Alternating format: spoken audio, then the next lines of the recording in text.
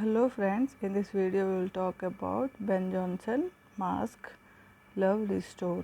हम बात कर रहे हैं जैकोबियन एज की, जो 1603 to 1625 जिसका टाइम पीरियड है, जिसमें किंग जेम्स वन वहाँ के इंग्लैंड के किंग थे, जो जेम्स सिक्स थे स्कॉटलैंड के। ओके, तो let's start. First of all, what is masque? Masque होते हैं, they are played on special occasion पे जो प्ले किए जाते हैं। They are played for the entertainment of king and the court members, और it requires a lot of hard work. And king की तारीफ में होते थे ये मास्क, जो किंग को लॉर्ड से कंपेयर करते थे।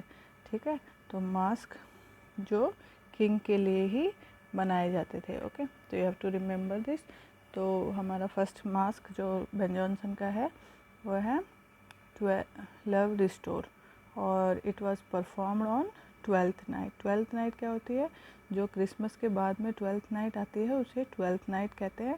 ठीक है, तो love restore is also called as budget masque भी बोला जाता है। परफॉर्म किया गया था 12th नाइट पे, it is also called as budget mask.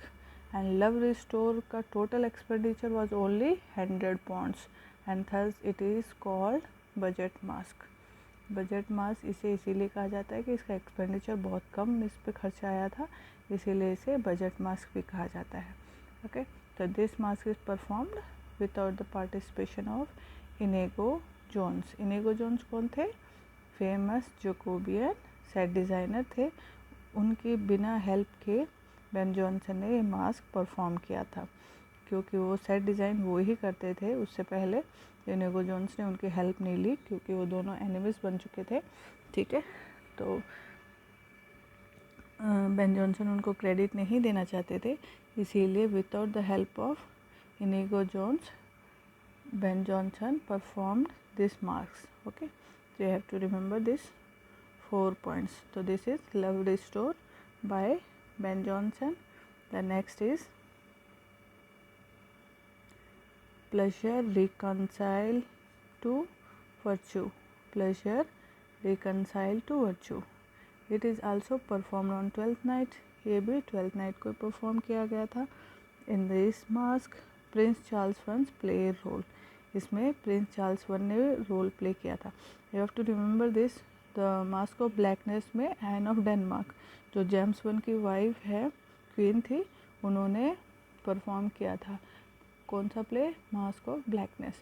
और ये जो प्लेजर रिकनसाइल टू वर्च्यू है, इसमें जेम्स वन ने रोल प्ले किया था। ठीक है, तो ये इम्पोर्टेंट पॉइंट है, आपको याद रखना है। और लव रिस्टोर और प्लेजर रिकनसाइल टू वर्च्यू ये दोनों परफॉर्म किए गए थे 12th नाइट पे।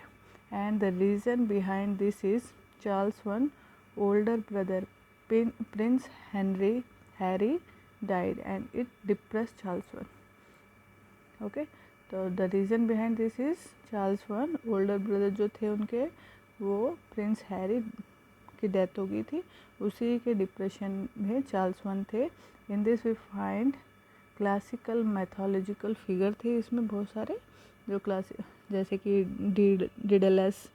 ओके, तो वो थे स्टीफन डिडेलस जो थे, is a Greek mythological figure है who is said to have extraordinary power of art, जिसके पास एक्स्ट्रॉर्डनरी पावर ऑफ आर्ट है।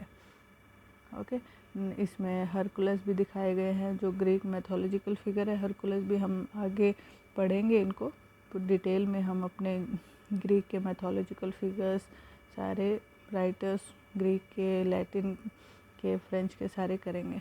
ठीक है, तो हरकुलस भी थे ग्रीक मैथोलॉजिकल फिगर। कॉनस भी थे, is a Greek god of posterity and mockery, is a Greek god of posterity and mockery. तो these are the important points, so you have to remember. Pleasure reconcile to virtue is written by Ben Jonson. It is also performed on 12th night, and the Charles one play a role in this. Okay, और ये उन्होंने depression में निकलने के लिए अपने भाई Harry की डेथ के बाद में परफॉर्म किया था। ठीक है, और इसमें क्लासिकल फिगर्स यूज़ किए गए हैं, Hercules, Daedalus, Comus. Okay, so you have to remember these points. और John Milton has inspired by this work and he also written Comus. जो उन्होंने, हमने आगे उनका पढ़ेंगे हम, तो जॉन मिल्टन भी इंस्पायर्ड हुए थे इस वर्क से और उन्होंने लिखा था कोनस। कब लिखा था? 1634। तो this is important. John Milton has inspired by this work and he also written Comus in 1634। तो एक क्वेश्चन बनता है इसमें, pleasure reconciled to virtue is a dash. I repeat, pleasure reconciled to virtue is a dash.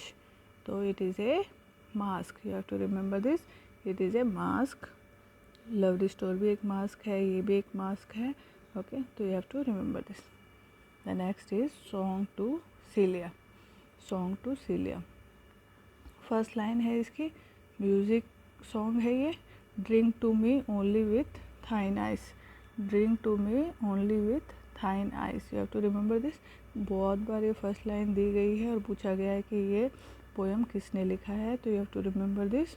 To Celia is written by Ben Jonson and the first lines are drink to me only with thine eyes. This poem to Celia is a word to word translation है ये of Greek work which was written by a Greek author called Philostratus. Philostretus, Philostratus. Okay, so you have to remember these points. This poem to Celia is a word-to-word translation of a Greek work which was written by a Greek author called Philostratus. Okay, so to Celia is written by Ben Jonson. तो you have to remember this. अगर आपको इसका line to line explanation चाहिए तो वो हम next video अपनी बना देंगे. तो please watch, like, share and subscribe my channel. आज हमने अपना बेन जॉनसन कंप्लीट कर लिया है अपने इस वीडियो में. आगे हम पढ़ेंगे अपने next writers George Chapman. Okay, George Chapman है. अभी बहुत सारे राइटर्स रहते हैं जैकोबियन एज के. तो आप ज़्यादा से ज़्यादा लाइक कीजिए, शेयर कीजिए, सब्सक्राइब कीजिए मेरे चैनल को ताकि मुझे भी मोटिवेशन मिले और मैं जल्दी से जल्दी आपका सिलेबस कंप्लीट कर सकूं. Thank you for watching this video. Thank you.